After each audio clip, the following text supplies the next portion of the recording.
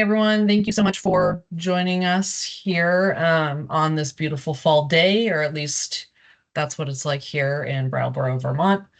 Our team just got back from Thornton, New Hampshire for an in-person staff meeting, and the colors were quite spectacular up there. So we're definitely in it. We are in the fall, which is great. Today I have on two of my colleagues, Adrian, who is the Catalyst Program Manager, and then Casey, who is our newly named Program Coordinator.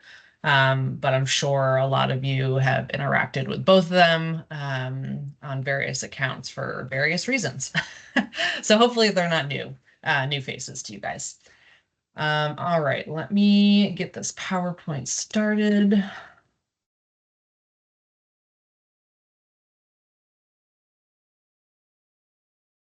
All right. Can you see that? Perfect. All right, today we are going over some GMS best practices as well as some application review considerations. The GMS has been sort of live and in use for 2024. And like you all, we are sort of learning as we go. And so we always want to be sure to update you on some best practices to sort of streamline the process and make it a tool that is improving your experience as opposed to the other way around. We did just brief introductions. Just now, and this is what the next hour or two, I don't think we'll go the full 2 hours, but is going to look like. I'll just briefly touch on the LDD network and LinkedIn and the pre-application list, and then I'm going to hand it over to Casey, who's going to walk us through the GMS. And then Adrian's going to talk about application review considerations. And if you have questions at all throughout, please type those with the chat or raise your hand. We're open to answering them as we go, but there will be time at the end as well for any questions that are unanswered. Just a reminder, the LDD network on LinkedIn is a great place to connect with each other. You just join the group if you have a LinkedIn account, and then you're able to post in there any questions you have, or if you want to ask another LDD for a template for something. It's a great place to share resources and ask questions to get some feedback on MBRC processes and programs. Last week, I think it was, I sent out a pre-application list. This is something that we started doing a few years ago by request from LDDs in order to for you guys to be able to see who has submitted a pre-application and who has been invited. This round, I believe this is a new addition this round. Maybe we did it in the spring as well, but we've added feedback from both the state and MBRC so that if you are helping someone who had submitted a pre-application and had been invited to apply, you have that feedback from both the state and MBRC so that you can kind of see what we feel needs a little more work in the application and what worked well. So definitely utilize that. There is a contact for each of the projects, so you should be able to filter that list by state and by county or whatever your service area is and see those projects and then see who that contact person is. And then we also included those projects that were not invited, and that purely is just for your interest, I suppose, and if you see a project on there and you have some ideas about some additional or other funding that they might be able to apply to that fits their project, we hope that you'll reach out if you're not already connected to that project. I want to pause before we give Casey the reins and just ask if there's any questions about that list specifically.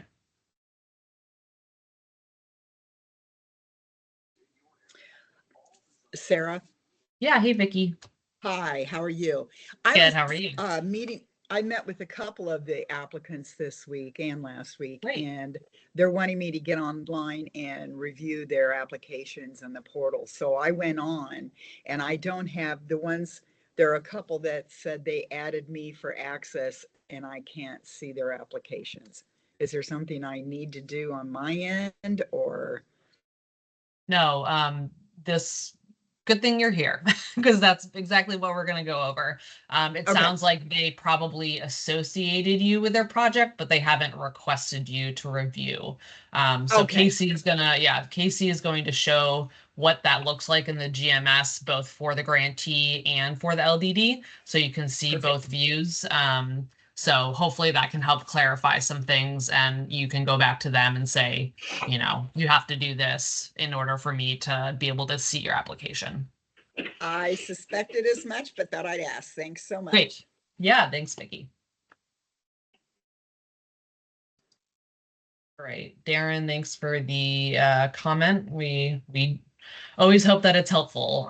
So yeah, any feedback on the list, or if there's other information that you all would feel is helpful on that list, if you let us know and we're able to provide that, we'd be happy to. So happy to take feedback on that at any time.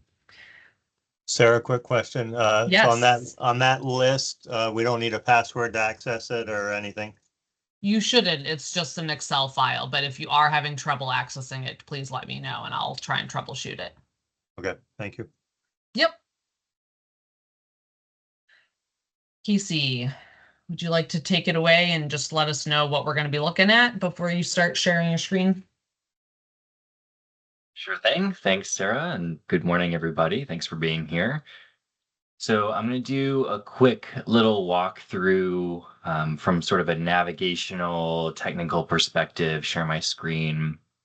The reason is, as Adrian comes in and talks a little bit more on kind of the substantive review, best practices, wanted to make sure that you have a sense for kind of, you know, what those sections look like in the system before we really dive into those. So first, I'm going to share my screen. We're going to look at what it looks like from the grantee's perspective, working on their application, and um, where they can find their pre-application feedback letter, um, as well as what it looks like for them to request the review from you. I'll switch over. I'll put on an LDD hat and look at from your perspective in the system what it'll look like to receive that request, how to look through the various bits of project information, conduct your review, complete the review, switch back over to the grantee's side, so you can see what it looks like from their perspective once that's been complete. So again, feel free to drop questions in the chat as you go. And let's jump right in. So,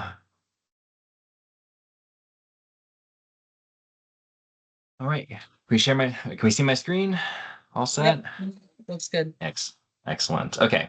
So what we see here, I'm in our test environment, and so I've got sort of a dummy application pulled up that mirrors pretty closely what we'll see for this funding round, but not everything is exact. As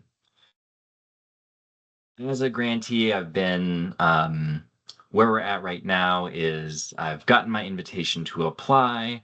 I've clicked the button to create my application, and I am ready to move forward from there. So, oh dear. So, as it relates to, we provided individualized feedback for all of the folks that we invited to apply.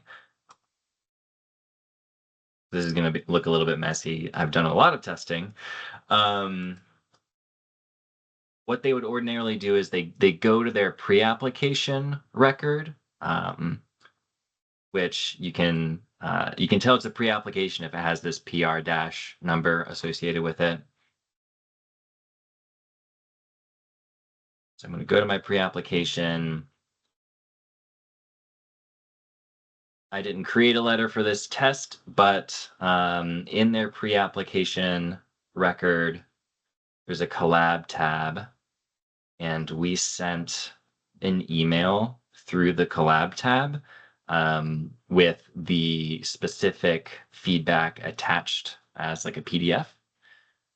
And so they would just need to go into that collab tab. There'll be the record of that email with the attachment. And so just a note that if you're not seeing it when you're actually reviewing the application record, that's why it's in a separate record, and they might have to share that with you separately. So just heads up on that.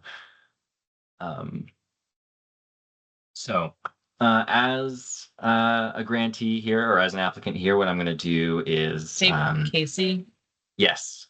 The content of that letter, is that the same thing that we provided them in the pre-app list? Yes. Yeah. Okay. So yeah, there's like a column on that spreadsheet that says like NBRC feedback, and a column where it says like state feedback, and it's mostly if we had additional specific comments to look at, we would put it in there. We basically just took all of the information in those columns, put them into the various letters that went out. So so you should also have access to that, which is a great call out, Sarah. Thank you. Awesome. Okay. So I'm in my application. I'm working through some things here. I'll go into the sections in more detail in just a moment, but as far as what it looks like to as the applicant requests support here, there's kind of two main sections I want to highlight. So the first is in this overview tab. Scroll all the way down. I've got a project contacts section, and this is really everything in their project contacts is like who are the people that we can reach out to for questions specific to the project. It's different from the organization contacts, so there's just a little bit of a difference there. We do want people to associate one LDD contact in this section using this associate button. That's what will make you as the LDD show up on the grant agreement down the line. But it doesn't really do much beyond that. So to actually request the review and give you access to that, they would have to go to this LDD support tab, to this new button, and they will search by name. Know that I'm going to be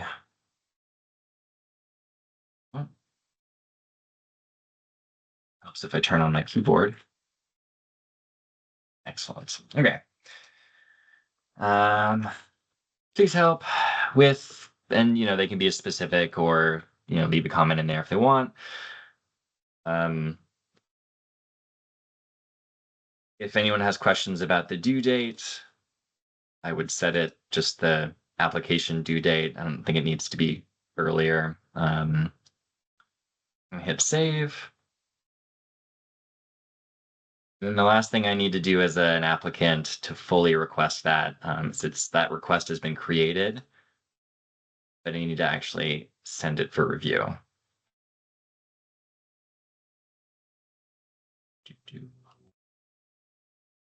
So that has been done, and I'm going to, what that has done is now the status has been updated to submitted for LDD review. As an applicant, I can still work on that record. Our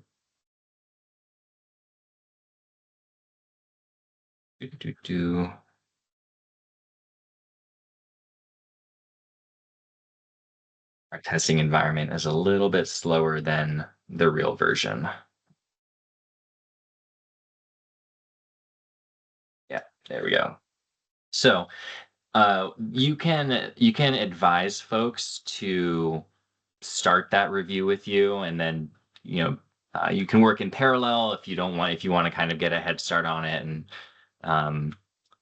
and work in that at the same time. So I'm going to hit save there. Now I'm putting on my LDD hat I'm logged into the system here. I'm going to go to my pending tasks.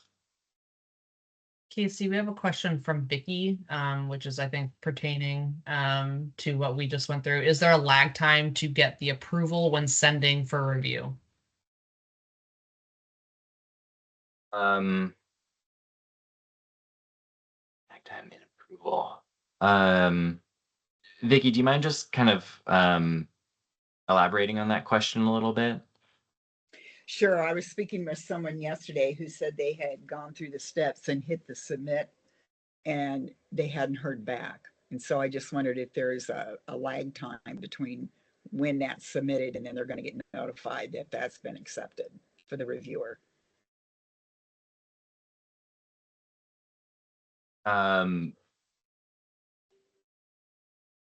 As in when they send the request to you to review their application, or? Back when you said there was the extra step, there was the create and the send, and in the send section, you're supposed to click it to submit. Is that supposed to come to me or is that supposed to go to MBRC? So in this section where they're requesting support directly from the LDD, that would come to you as the LDD. Okay. And it's pretty instantaneous. So I switched over to put my LDD hat on for the request that I just made. Yeah. I refreshed my page And you're already and there. it showed up in my pending tasks. And so, okay, so they must have missed a step. So I'll get back to them. Thank you. absolutely. And we're always happy to help do some troubleshooting on that. Great. Thanks. Absolutely. So now I can go in and I can press edit.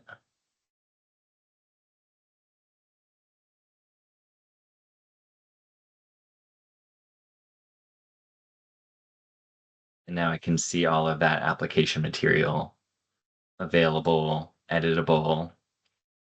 You can see the addition I just threw in there.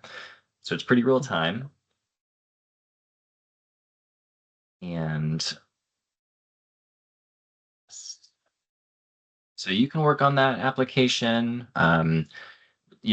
This is the reviews and the assistance that you're providing can be, across a spectrum, like if you are already working with people in more of a sort of hands-on, you're providing some grant writing assistance or something like that, you have the ability to enter information directly in there. If it is really more of a just like, we're going to check for some high level pieces of information, you can do it that way. Totally up to you guys. As far as navigating this record, what I would do is as soon as you get that task, I would just make note of this EGMS ID. So this application number is what they'll be using to work on it. It's what we'll be using to answer questions. If you need to find that record, this is a really great number to have written down. So looking through the record, you can navigate through these various tabs here. A lot of the overview information is what was originally submitted during the pre-application process. So there's a lot of narrative in there that hasn't changed from their pre-application. They can make edits. There's the contact section down there. You can update some roles to it. So in this case, I can associate myself as the LDD. Let me just do that real quick.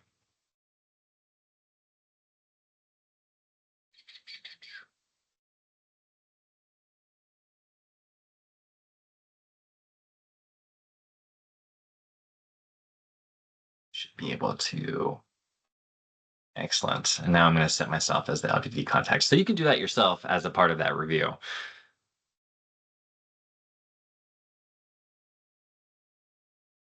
Then, Jonathan? Yeah. Yeah, so the LDD contact isn't established by the act of the applicant submitting something to the LDD for review? It is not. That is a great question and a good clarifier. But that has to be done though? Yeah, so it's Okay. it's that LDD support, that whole kind of requesting thing. That's what, from a system perspective, allows you to go in and look and make edits and all of that stuff. Um, and that contact section is really more about like um, getting your name, getting your contact information on the grant agreement. So when we generate grant agreements in the system, we've got, a section that says LDD contact, and name, email address, all of that sort of stuff. That gets pulled in from here. So it basically looks in the record to see if there is an LDD role here, and it pulls that name and contact information into the record. So it's really more about just getting that grant agreement squared away. And then from our end, when we go and look back at a project record, if we have questions that we need to ask folks, like we'll look at the contact section to know who we need to reach out to. So that's kind of the function there. Okay. And I think, Casey, it might be helpful for people to just, obviously don't go too in depth, but a lot of the LDD things are we're building from the ground up. Like they're not necessarily like sort of a regular thing that the system has built in already. And so why it might feel a little like piecemeal, or why it might feel like pieces aren't connecting where they should, like this example you're giving, is because a lot of this we're customizing with our contractor putting this together. So I don't know if you just, maybe that's all you want to share on that topic, but because we could spend a whole couple trainings on system building, but we don't need to. Totally. Yeah, and any feedback as well. We recognize there's a lot of like real finicky stuff, and we're still getting our legs under us in terms of understanding it well enough to be able to make adjustments. And so, definitely send feedback our way, and we'll incorporate that as we look to make improvements. Casey, Yes. this is Fred. I'm a little confused about something you just said, that the LDD's name gets put in there because the applicant has submitted a contract between the LDD and the applicant. No. That gets submitted with the application, doesn't it? Yeah, sorry for the confusion there. So, the LDD contract that's submitted alongside the application, that's the sort of binding piece of it all. On your end, it's more when we set up the grant agreement, it's just a matter of pulling some data over. What grant agreement are you referring to? The grant agreement between the grantee and NBRC. If an award is made. Yeah. Well, that's what confuses me. That's later. How is the LDD listed as the LDD to do the review if that all comes later? The timing has got me confused here. Yeah, so this is it's more, I would say, about getting information in place earlier on. There is, this is again maybe a little bit more in the weeds than is absolutely necessary. But when we issue the grant agreements, the kind of application gets all locked down and you can't really change information in there easily. And so this is just for the purposes of down the road being able to list you as the LDD.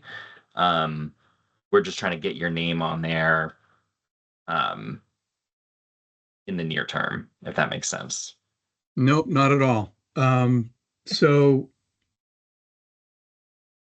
in order for an LDD to be available to an applicant to do their review, how does that LDD name get in the system?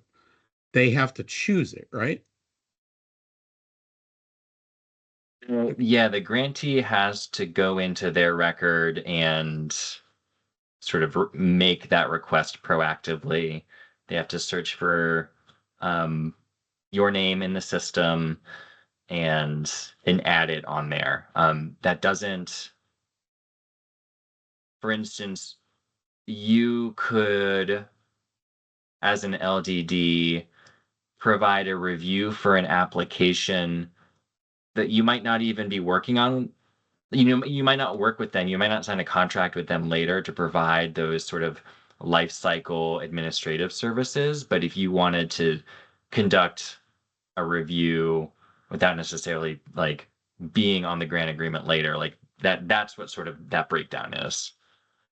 Okay, that's what I thought. I just want, there's no contract in place at the time that they're filling out their application and we're reviewing their application. There's no contract yet, right? Yep. Okay. Second question. If there's a due date for the LDD to do their review, if that time and date comes, does it automatically get released and go back to the applicant? So I think that if the applicant sets a due date for you to review, I haven't done a lot of testing of this, but my assumption is that if you don't review it by that due date, then you as the reviewer won't be able to make edits. That being said, they can set the due date for November or just whenever down the line. At any point as the applicant, they can say, I'm done. I'm completing the review. They can press this button, and then that ends the review, and then they can submit. So there's never a point at which you, as the reviewer, will like hold them up, for instance, from being able to submit. Yeah, thanks. Absolutely. Good questions.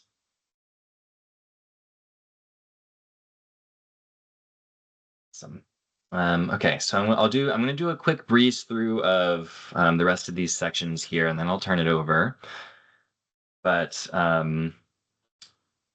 we've got some additional investment locations for the application, some key performance indicators, budget information.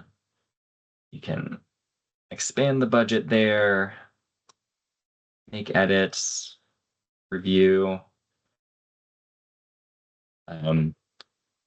One of the things they're definitely, we're definitely going to talk about in a little bit in terms of reviewing is this budget tab. So most of the, detailed nitty gritty numbers and budget info is going to be in this budget tab, whether that's the budget table,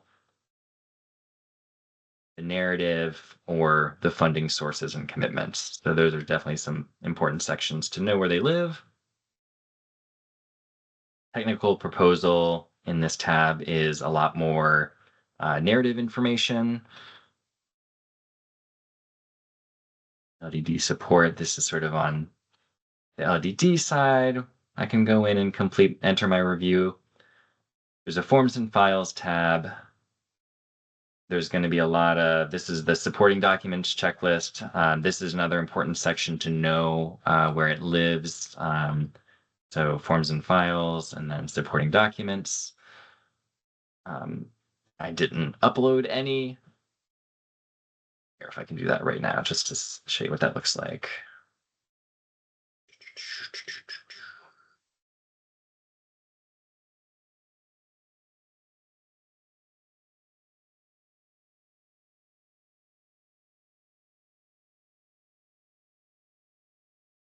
Upload a file. So we'll pretend that I, as the applicant, have just uploaded my budget SF424 CBW spreadsheet here.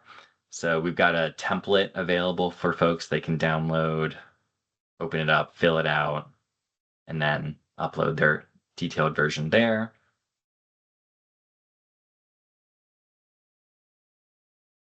Refresh from the LDD side.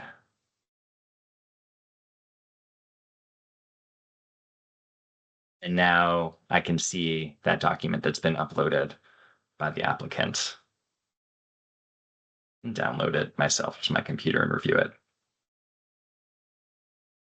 That's where that budget information lives. There are some specific forms built into the system as well in that Forms and Files tab, so that's important to note.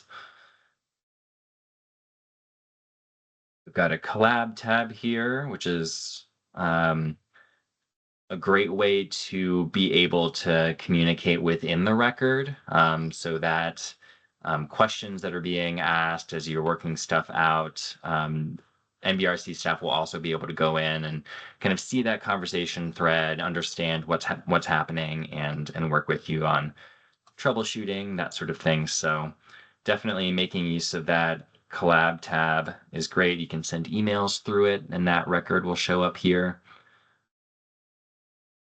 You can send and respond to emails, and they'll show up here. So, and great. So I will stop there. I think for the moment. Oh, let me just I'll do one quick finish up my review. And just a note that you don't want to do this step until you're totally comfortable being done. Oh, actually, no, you can do your review now. So I'm going to say passed. Great job, Casey. Excellent. Should refresh here. Submit review.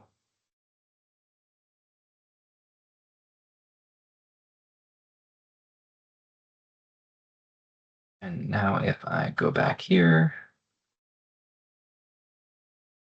so I'm back in the applicant side. I can go in as the applicant and I can press this little button here to see the comments that you left. I can create a new review if there's, if for instance, you have two people working in your organization to assist with some of these reviews, you can send it to multiple people and that sort of thing. I can resend it for review. So you can do some of that back and forth. You don't necessarily need to send it back and forth. Like once the review has been opened, you can both work concurrently in that record. The main thing to note, so I've got my applicant hat on, is as soon as I hit this complete review button, that's going to shut it down. So you won't be able to access it anymore. So as you're working with them, that would be something I stress is just, don't hit that complete button until they're totally done working with you on that. So. All right, Casey, just a quick question on that. So Yeah. that complete review is on the applicant side. That means they're no longer working with the LDD, but they can still send these individual requests, and LDDs can say, okay, I've done this, I've finished this request, and those are completely separate processes. Yeah. There are, functionally, I would say functionally,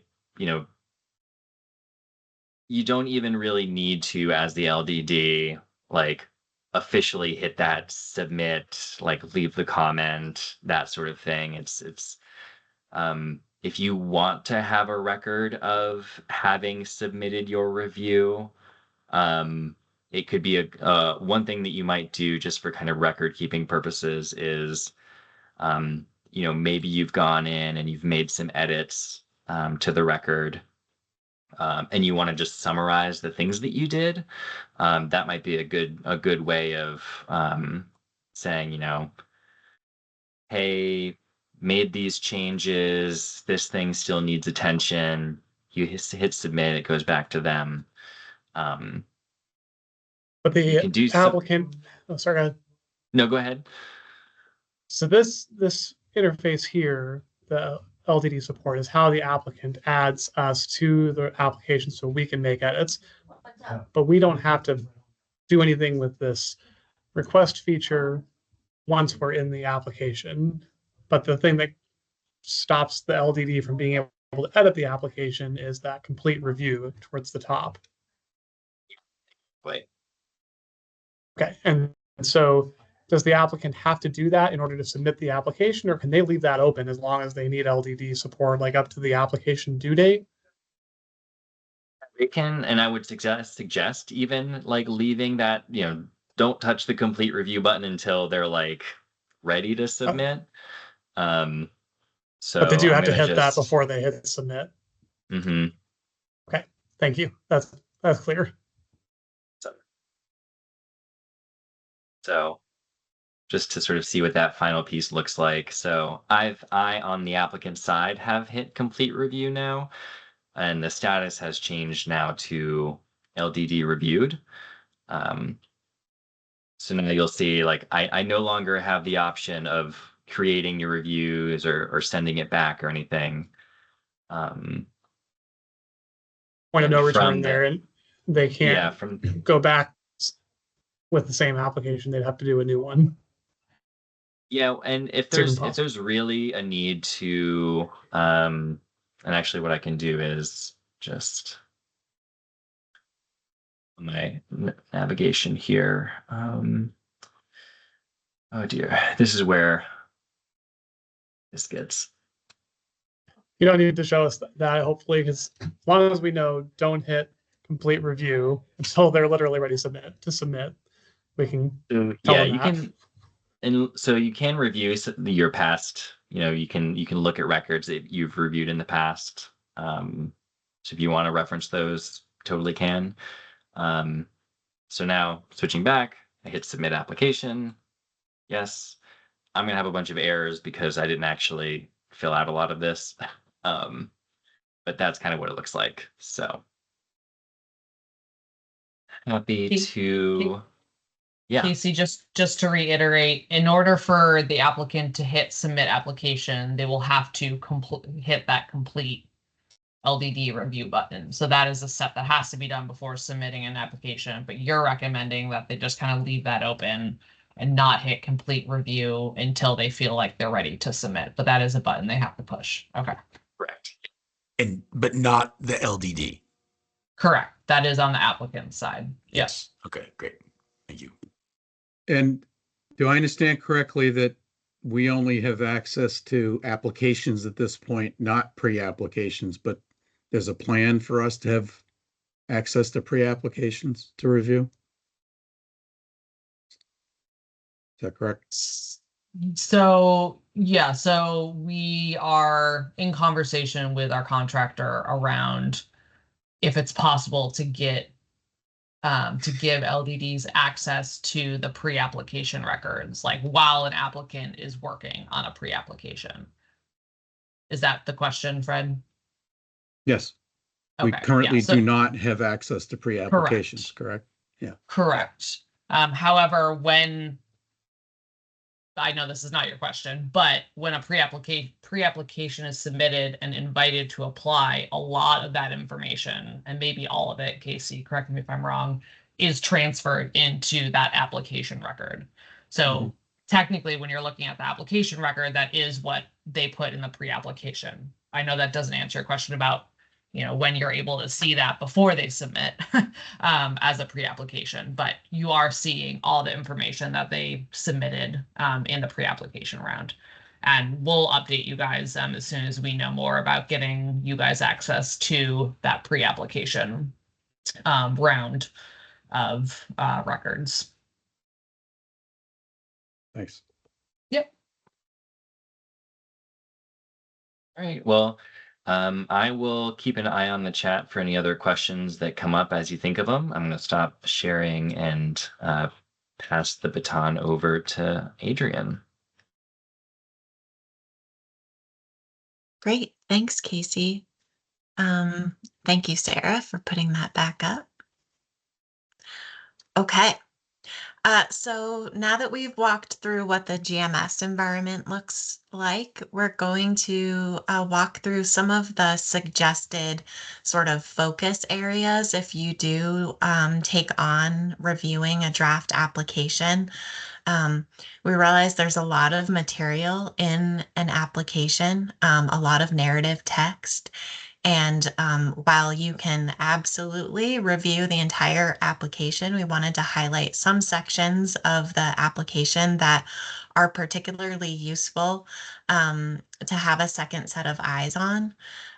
From the perspective of reducing the amount of time for a negotiation period. So review and ensuring that these elements are sort of accurate and in alignment will reduce the amount of time it will take to go from an approved project, sort of an approved application phase, to the obligation and grant agreement phase of our process. So applicants may request, as we've been talking about, an LDD to review their draft application. I wanted to stress that this is optional. So not all applicants will request this. We've advised applicants to inquire with the LDD, with their designated LDD, if they have the time and capacity to complete a review before submitting a review request. So they should be in contact with you in advance of submitting a request. And if you do receive a request and you have the time to support that review, here are a few areas to focus on. It's the pre-application feedback. So we talked about that invitation to apply. We'll go through some of the common feedback that you may see in that invitation to apply. Reviewing budget documentation in the application for alignment, and we'll walk through that. Reviewing budget documentation for important costs, such as the LDD costs and NEPA costs, and we'll go through that. And finally, ensuring that that LDD contact appears in the application under the contact section. And we won't go into that too much again, but we'll highlight that. Okay. So the feedback is contained within the invitation to apply. All applicants received an invitation to apply with feedback. NBRC has suggested that applicants share that invitation to apply with you. However, as you've already heard, you can find that feedback in the list that Sarah shared with you, as well as the collab tab email in the pre-application record. So if they don't send you their invitation to apply, you should have access to that information in the resources that you already have as well. All of the letters included feedback on 3 key items that we wanted to draw attention to for all applicants. First, there's feedback around designating your authorized official within the GMS system, how to prepare an authorized official resolution, and making sure that those names match between the grants management system and the authorized official resolution. Then the LDD requirement. So you guys are all familiar with that. How Catalyst applications, unless they receive an LDD waiver, are required to use an LDD for grant administration services, and it spells out how to calculate that. And finally, information on the NEPA requirement for NBRC awards. So this is all detailed in those invitations to apply. It's found on the 3rd page of their letter, so it's an appendix.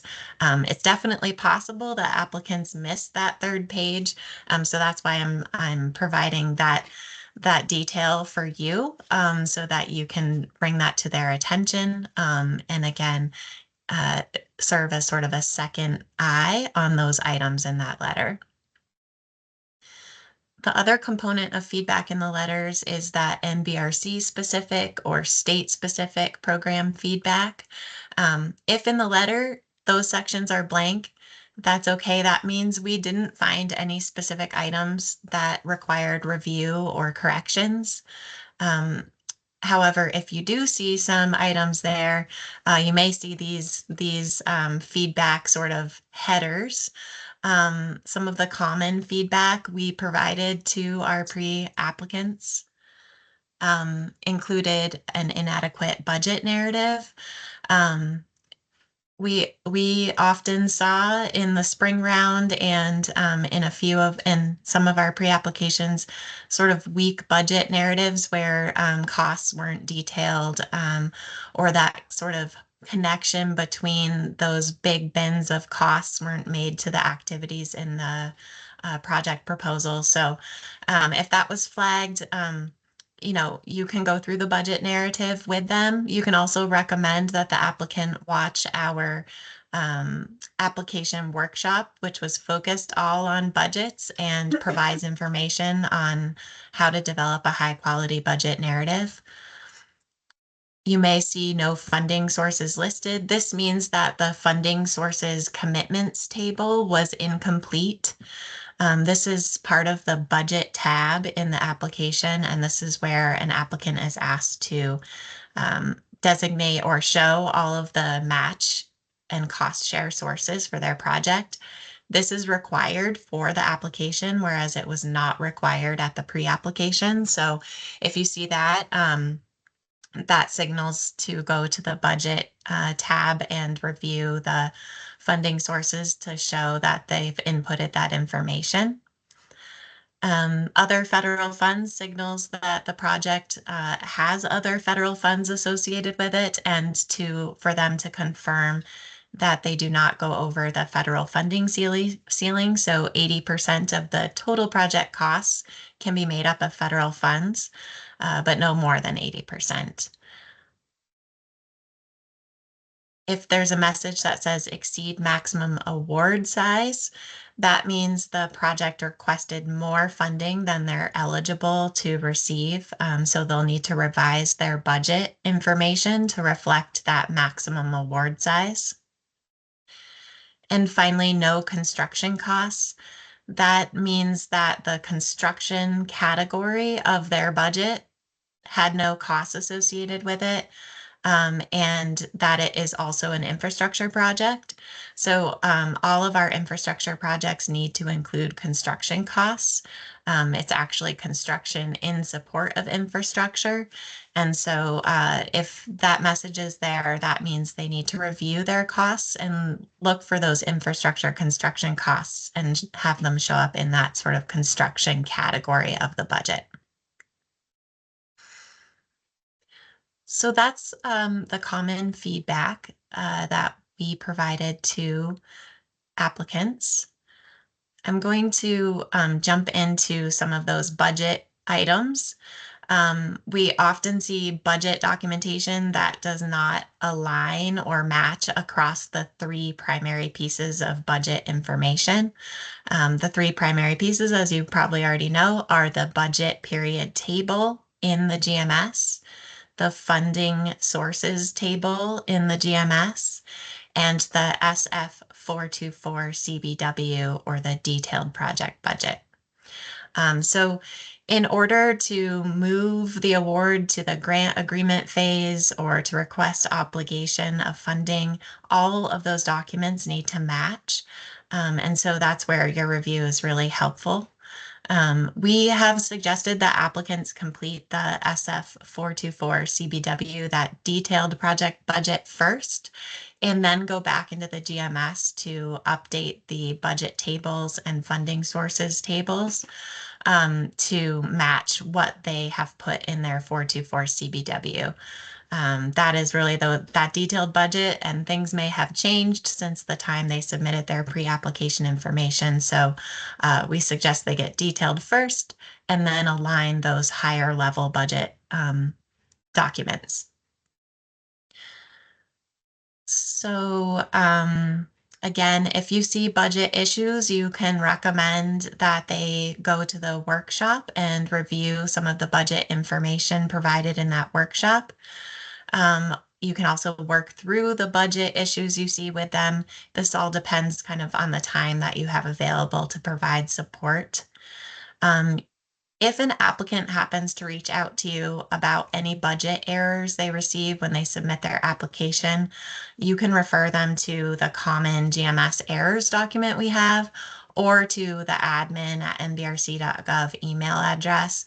We definitely don't expect you to be able to troubleshoot the GMS with them. So if they do reach out with any error messages about their budgets, you can send them to us or to our guidance. In terms of that budget alignment piece, this is just an example of a very quick and dirty verification process that would be helpful. The 424 CBW, that detailed project budget, there's not a way to automatically validate what's in that document that they submit as part of the supporting documents checklist against what is provided in the GMS in that budget period table.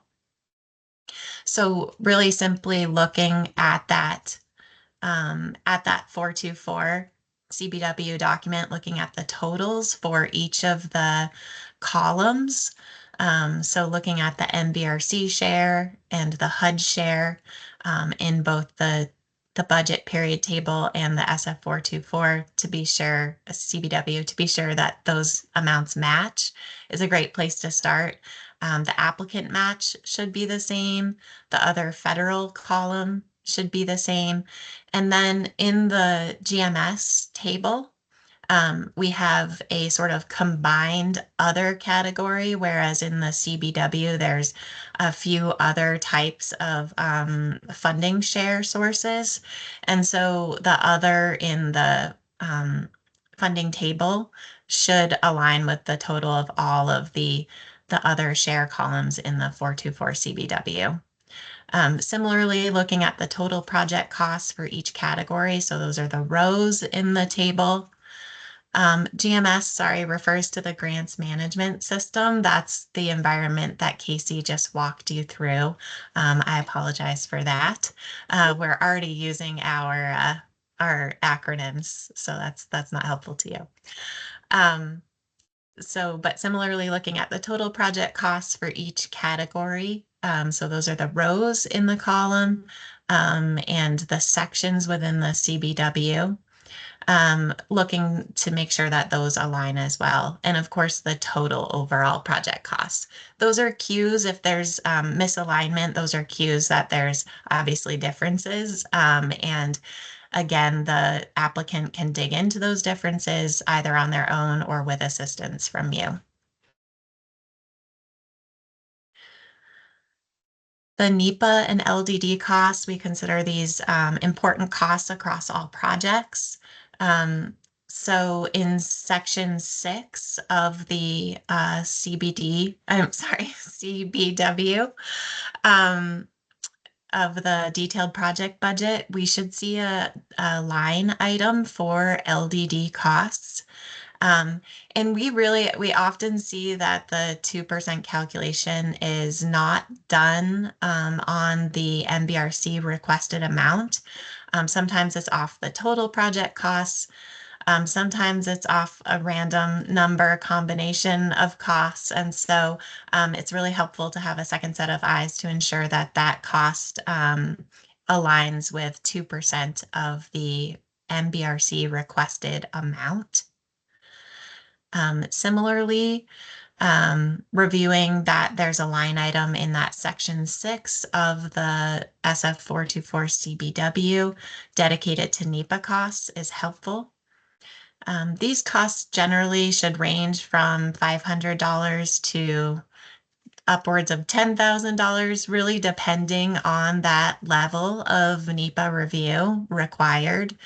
And this is our sort of rule of thumb for estimating NEPA costs.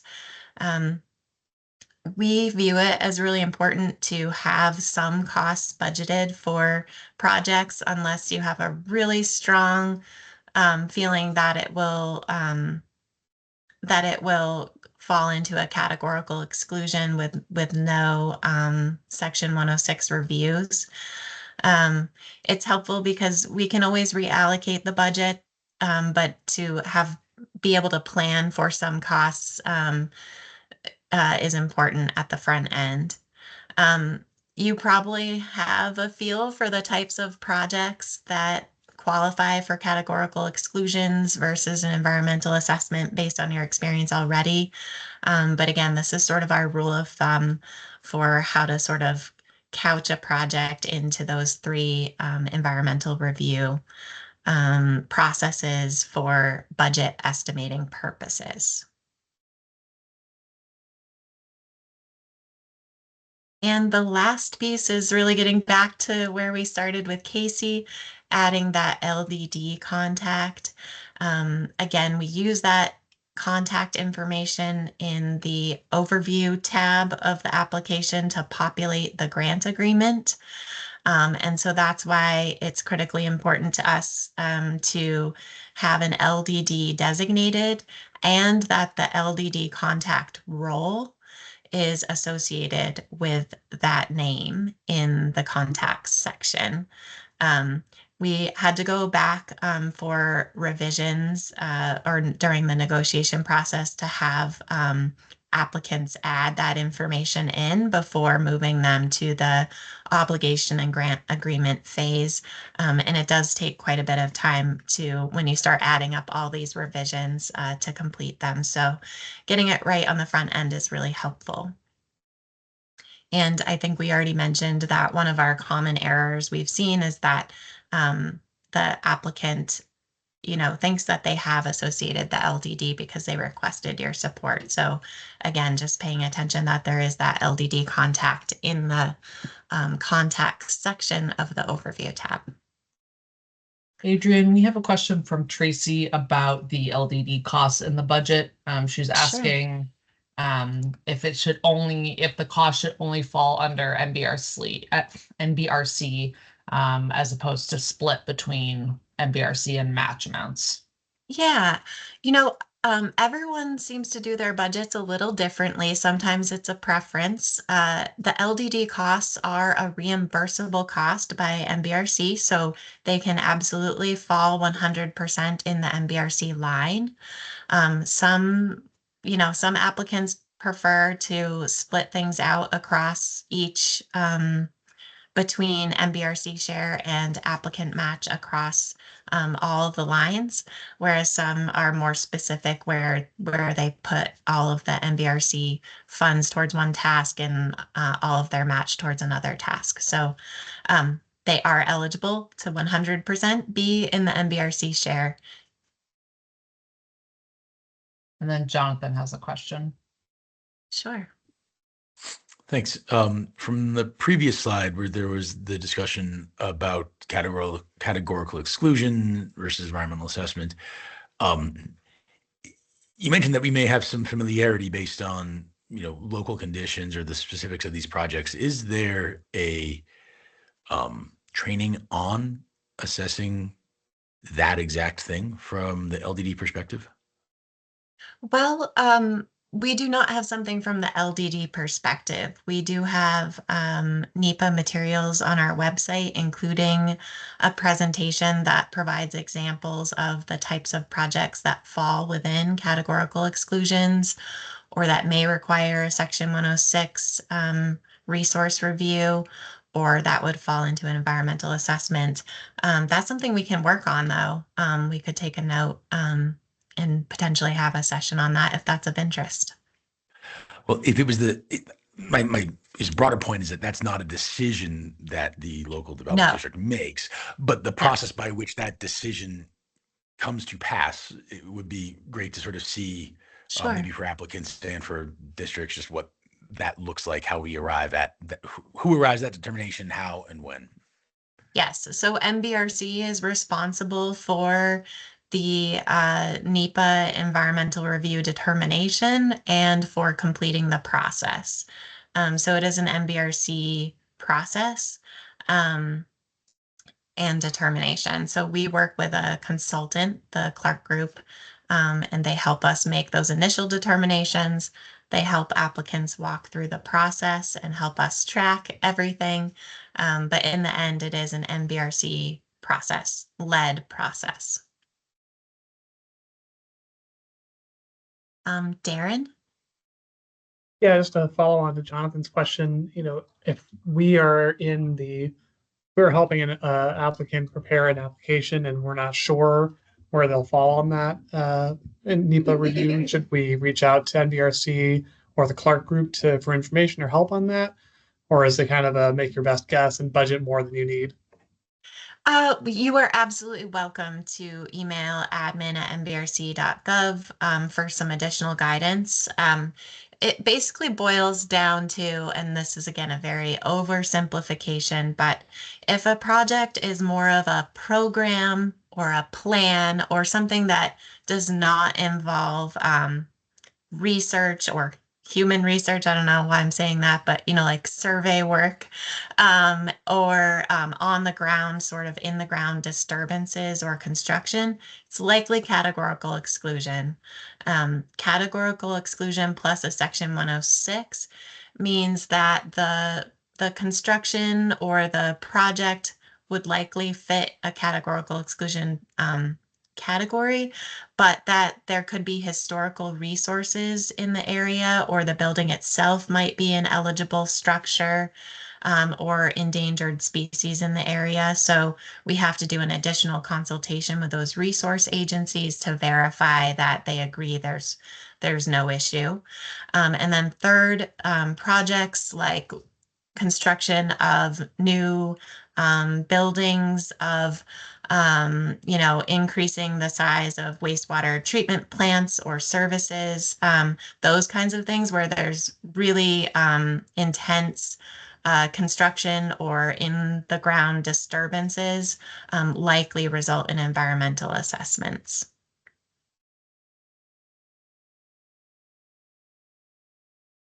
Brian?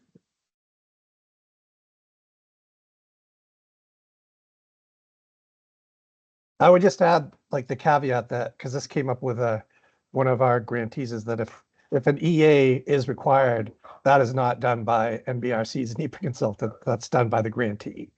They'll handle they'll handle the CADX, but because the environmental assessment is much more involved, that's they'll provide some guidance, but they won't do it. So Right. Thank you for that clarification. And that's why that cost kind of goes up significantly in that category, because we do advise to have a consultant or a contractor to support that work. And that is something that we also put in our materials, that if an LDD has capacity or the expertise to support that NEPA process, that they may like to enter into a separate contract for those services. So if you are an LDD with expertise in and the capacity to support NEPA environmental assessments, definitely have that talk with the grantee about a contract for those services as well. Yes, Brian. I just had one additional comment, and that is that while the project that we're assisting with did require an environmental assessment, the NEPA's consultant actually did basically controlled the public comment, or maybe it's an agency comment period at the very, once the EA had been finalized. So, and because that came up a few weeks ago, because I thought that's normally there were, for every grant I've ever been associated with, most of which are not Northern Border, that's the responsible the grantee. But I was told that that NBRC's consultant basically took that over just to to facilitate its prompt conclusion. So thanks. Thank you.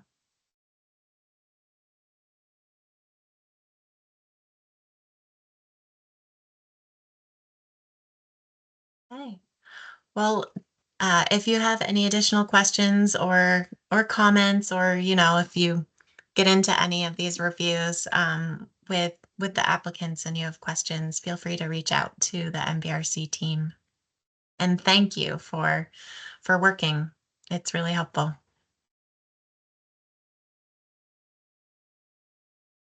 Thanks, Adrian, and thanks, Casey. And just as a reminder, I put up the due date for applications, October 18th at 5 p.m. So make sure to mark that on your calendar. And just want to leave a little bit of time. It is just a little bit after 11, so we will definitely be done before noon. But wanted to leave some time if there were any thoughts, questions on what we discussed today, or really anything else. Jen. Do you know what the spring grant recipients, if they've received their obligation date, do you know when they might find out what level of review they have to do? What level of NEPA review? Adrian? Yes.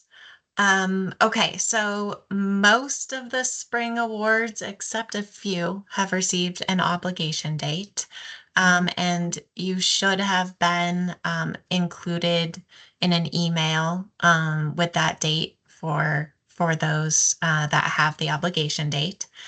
The NEPA determination, those that qualified for a categorical exclusion have likely already received that documentation. And it will be accessible in their grant record once the grant agreement has completed its signature process. So again, most of the spring awards are in the middle of the signature process of the grant agreement. Those that have not yet received a categorical exclusion determination should have likely received, and again, I can check on the specifics, but I guess the answer is we're in the process now, but those that received an environmental assessment determination or a Section 106 consultation determination likely received an email requesting additional information from our NEPA consultant.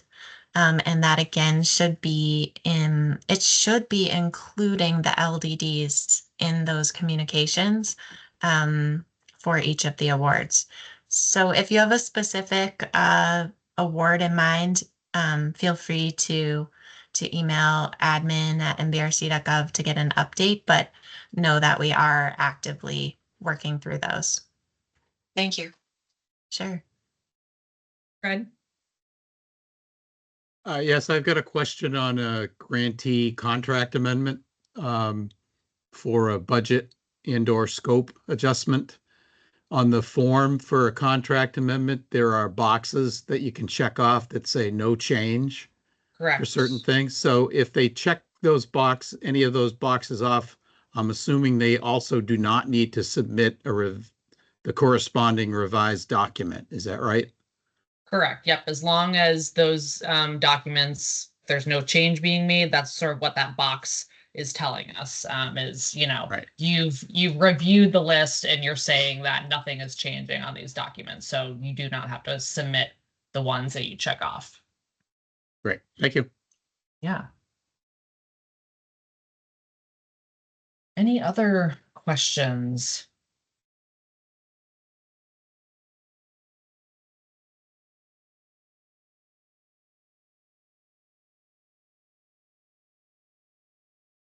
Jonathan? There was a interesting, I guess, legal opinion that in the case of the grantee that we're working with here that was being sought or under consideration at NBRC pertaining to, I guess, how the funds might be allocated or leveraged for other federal grant program designations. And I think we were waiting on that opinion. Do you know if that's a conversation that's been completed, or is there someone that we need to follow up with to find out where matters stand? Is that the Ben High project? Yeah. Yeah. Adrian, do you have any updates? I have not been involved with that, so Okay. I unfortunately don't have any updates. Jonathan, feel free to email the admin to ask for an update if that's something that you want to understand where it is in the process. Okay. Yeah. Yeah. All right. Great. I think our last communication around that was in late July, and so Okay. we'll Yep. actually can reach out there to see where things stand. Yeah, perfect. Thanks.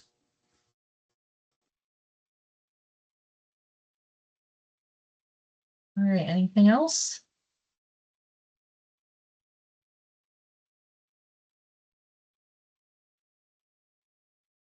Okay, I just wanted to put a reminder in here about our new reimbursement process. For those of you who have open, who are working with grantees who have open projects with us, we just changed at the beginning of September how we're doing our reimbursements.